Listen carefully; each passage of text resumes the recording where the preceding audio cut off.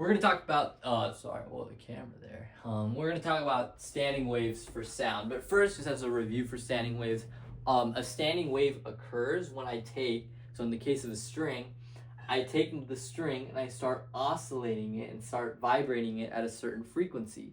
And this frequency has to be such a frequency that when I create my wave, when I create my wave, right?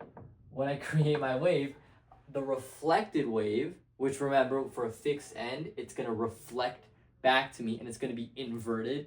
The crests of the reflected wave and the incident wave have to line up and match to create a really big peak, and then the troughs would create a really big trough, and that's constructive interference. And the destructive interference, when you have a trough and the trough of the reflected, the crest of the incident, they gotta line up perfectly so that you get no wave, right? Destructive interference, there's no movement from equilibrium. When you achieve that, you get a really cool standing wave pattern. And this standing wave pattern will look like it's just moving in place. Like, it's not going to look like the wave is moving anywhere. It's just going to look like it's going back and forth because of the way the reflected ray, or I say ray because of optics, reflected wave and incident wave interfere. Same thing can happen with sound. So let's say I have a tube. I don't know if you know what a tube is. It's open on both ends. So I can actually, let's say I blow some air into this thing, right?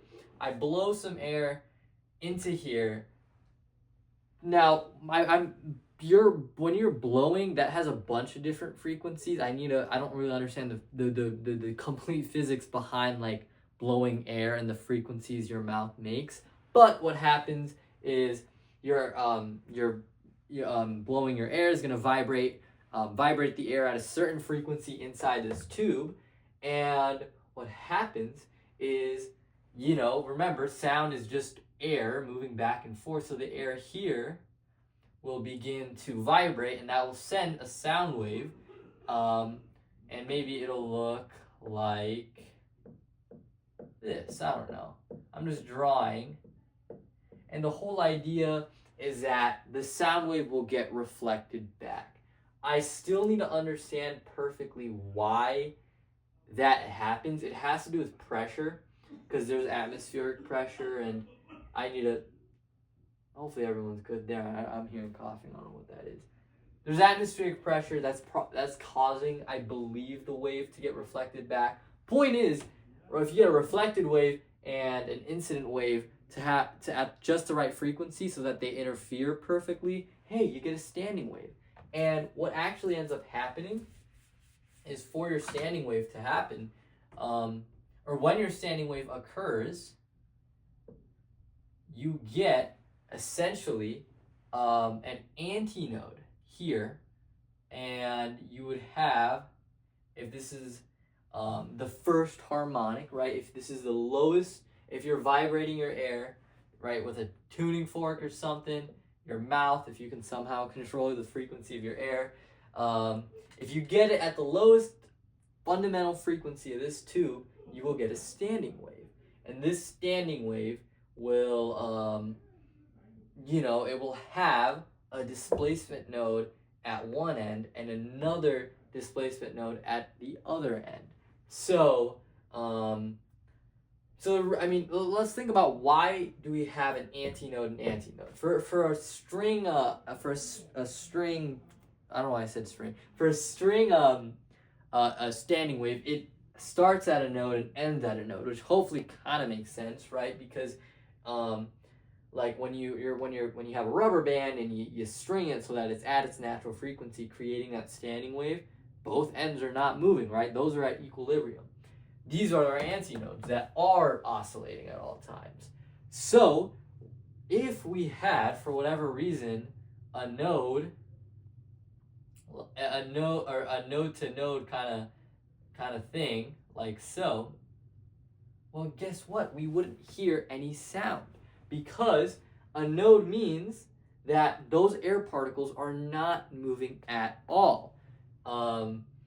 Usually for a regular sound wave, right, if you think about the node and antinode, or not node and antinode, but I mean like for particles at equilibrium, those are still going to eventually move, right? Because they will eventually get pushed out of equilibrium. Same thing for like a wave on a string. If you oscillate a wave on a string without it being a standing wave, just a regular transverse wave, then particles at equilibrium will eventually get shifted up, and then essentially everything is going to be oscillating. Every particle is going to be oscillating. But in a standing wave, the nodes don't move, right? Because of the constructive or destructive interference, it happens at such a frequency that you just don't get any movement at the nodes. If you have no movement at your nodes, the air surrounding you will not be able, it's not going to be able to move, right? So I know that there has to be an antinode at both ends. There has to be an antinode, right?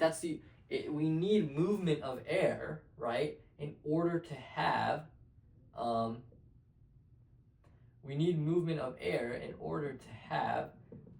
the air surrounding it to oscillate, so we can actually hear what that resonant note is, or we can hear the frequency of this tube, right? We can hear that note. So that's pretty cool. Like, that's kind of why it's antinode. And because, we have half a wavelength here, here's the deal, right? Like, wait, let me get my blue marker because all my markers are kind of dying. But the whole idea is that, if you have an antinode kind of thing, this, at the first fundamental frequency, this whole thing is going to be 1/2 of a wave, right? Which is going to be the length. So that means lambda is going to equal to L. So using our kind of wave speed formulas, we know that V is equal to lambda F. Well, if I know lambda in this case is twice the length, then I know that my frequency for the first harmonic has to equal V over 2L. That's how you can actually compute the natural frequency of any kind of tube, so long as you know the wave speed, right? So that ends up being the first harmonic. Any other harmonic just ends up being a multiple of this, right? Because in order to achieve resonance, in order to achieve a standing wave, it has to be antinode. So the next harmonic is when you have an antinode, when you are able to essentially fit a full wave, right? Boom! Antinode. So, or not just an antinode, but antinode. This is a full wave. Now, lambda is equal to L. So if my wavelength just went down by half, right? My second harmonic, is going to equal V over L, or 2 times the first harmonic, which hopefully kind of makes sense, right? Because if your wavelength was halved, your frequency has to be doubled. So the general, and you can keep drawing. I'm not going to go too much into standing wave math, because hopefully you have some experience with that. If you need me to make a video, please let me know. But whole idea is the frequency at which you can achieve resonance is always going to be some multiple of V over 2L. That's kind of the big idea. So that's pretty cool, right? Like that's how you achieve kind of like resonance with a tube. If you have a tube closed at a certain end, right, then you no longer can have an antinode at the end. Why? Well, if you think about a standing wave, how can air like move and oscillate if there's no way for it to kind of like leave out the tube? You know what I mean? It's closed. There would have to be a node so that those molecules aren't moving at all. They're not bumping into this thing. So in this case, you would have I drew that backwards, or I drew that just straight up wrong. It would look like that. So for this case of a closed tube, it's the same idea, but now this length is containing 1/4 a wave, right? Because your antinode node, that's like a quarter of a wave. So lambda is really going to equal 4 times the length. So it's kind of the same idea. The first harmonic would then just be V over 4L.